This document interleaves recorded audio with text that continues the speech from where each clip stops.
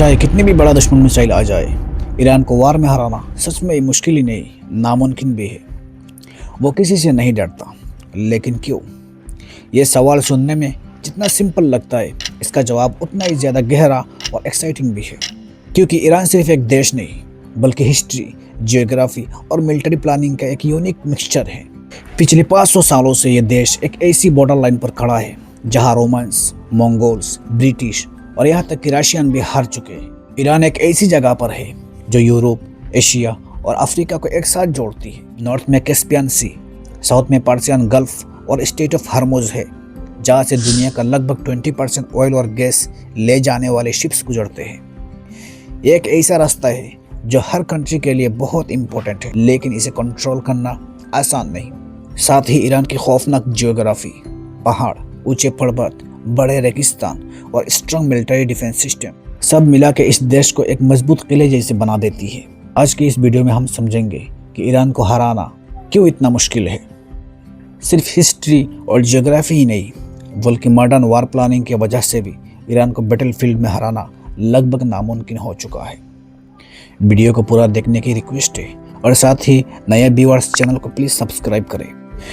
ज़रा सोचिए, ईरान को वार में हराना इतना मुश्किल क्यों है? इस सवाल का जवाब ढूंढने के लिए सबसे पहले हमें ईरान की जियोग्राफी समझनी होगी, क्योंकि यही जियोग्राफी ईरान को एक नेचुरल सुरक्षा किला बना देता है। यही जियोग्राफी ईरान के लिए एक नेचुरल बॉर्डर बन जाती है, जो हमेशा ईरान को सुरक्षा देता है। ईरान के वेस्ट और साउथ में फैला हुआ जगरस माउंटेन तुर्की से शुरू होकर इराक के रास्ते ईरान के कोस्ट तक जाती है। ये एरिया पथरीला, ऊंचा और बहुत ही मुश्किल है, दुश्मन के लिए एक भयानक सपना जैसा। 1980 में जब इराक ने ईरान पर हमला किया तो उनका प्लान था पहले खुजिस्तान रीजन पर कब्जा करना और फिर धीरे धीरे पूरे ईरान को कंट्रोल करना। उस वक्त अरब कंट्रीज इस बात से डरे हुए थे कि ईरानियन रेवोल्यूशन के असर उनके देशों तक ना पहुंच जाए। लेकिन हुआ क्या? 8 साल तक लंबी और खूनी जंग चलने के बाद भी इराकी फौज सिर्फ खुजिस्तान तक ही सीमित रह गए। जगरोस माउंटेन को क्रॉस करना उनके लिए नामुमकिन हो गया। उल्टा ईरान के काउंटर अटैक ने इराकी एरिया के अंदर तक एंट्री कर ली।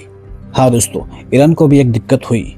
आर्मी के लिए खाना, हथियार और सप्लाई पहुंचाना मुश्किल था, क्योंकि मेजर सप्लाई सेंटर पहाड़ों की दूसरी तरफ थे। फिर भी 8 साल के भयंकर जंग के बाद भी बॉर्डर का 1 इंच भी नहीं बदला। नॉर्थ साइड से ईरान को अल्बोर्ज माउंटेन्स प्रोटेक्ट करते हैं, जो कैस्पियन सी के पास है। ये पहाड़ नेचुरल सिक्योरिटी के साथ साथ कीमती रिसोर्सेस को भी छुपा कर रखती है, जैसे यूरेनियम, सोना, चांदी और जिंक। दुनिया का सबसे बड़ा जिंक का भंडार भी यही है।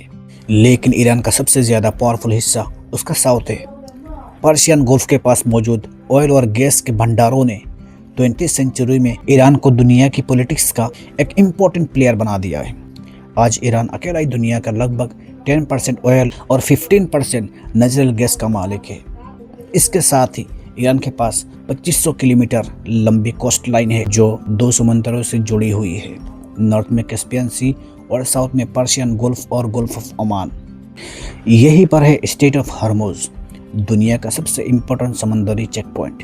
ईरान के बंदर अब्बास से ये सिर्फ 70 किलोमीटर दूर है।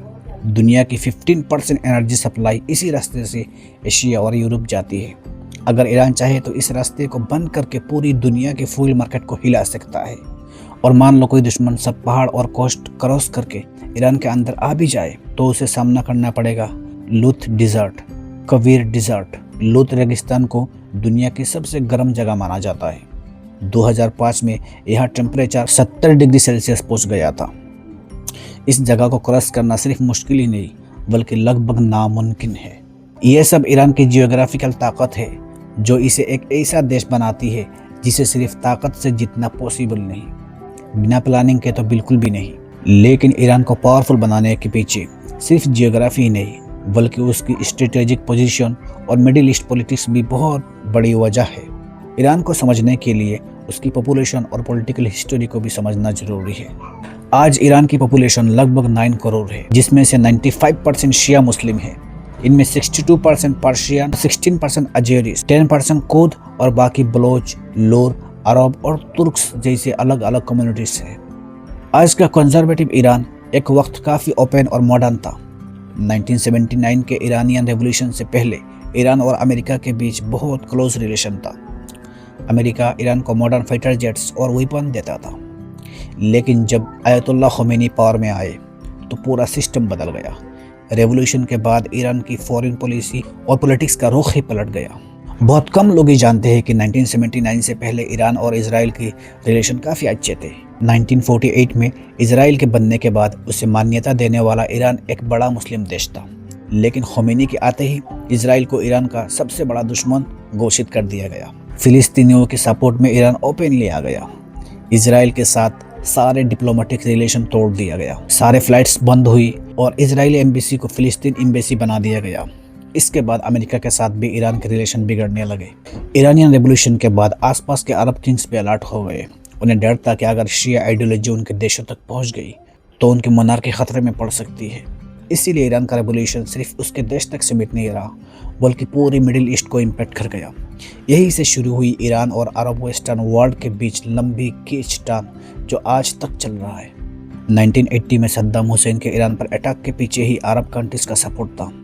तब ईरान ने समझा कि सिर्फ अपने देश में स्ट्रांग रहना काफ़ी नहीं, बल्कि अपना इन्फ्लुएंस बाहर भी बढ़ाना पड़ेगा। इसीलिए ईरान ने एक इनडायरेक्ट स्ट्रेटेजी अपनाई, अपने दुश्मन के खिलाफ लड़ने वाले ग्रुप्स को सपोर्ट करना। फिलिस्तीन में हमास, लेबनान में हिजबुल्लाह, सीरिया में फातिमियाओं, इराक में अल बदर और यमन में हूतीस, सब मिलाकर एक्सिस ऑफ रेजिस्टेंस नाम के एक स्ट्रॉन्ग नेटवर्क बन गए।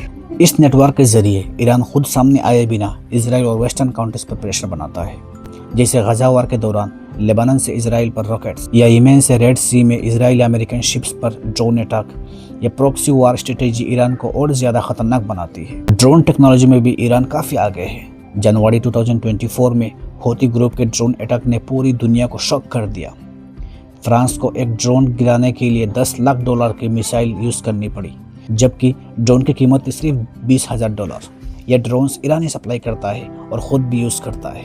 2022 की अमेरिकन सेंट्रल कमांड की रिपोर्ट के मुताबिक ईरान के पास मिडिल ईस्ट का सबसे बड़ा और एडवांस बैलिस्टिक मिसाइल स्टॉक है। ये मिसाइल 2000 किलोमीटर दूर टारगेट को हिट कर सकती है।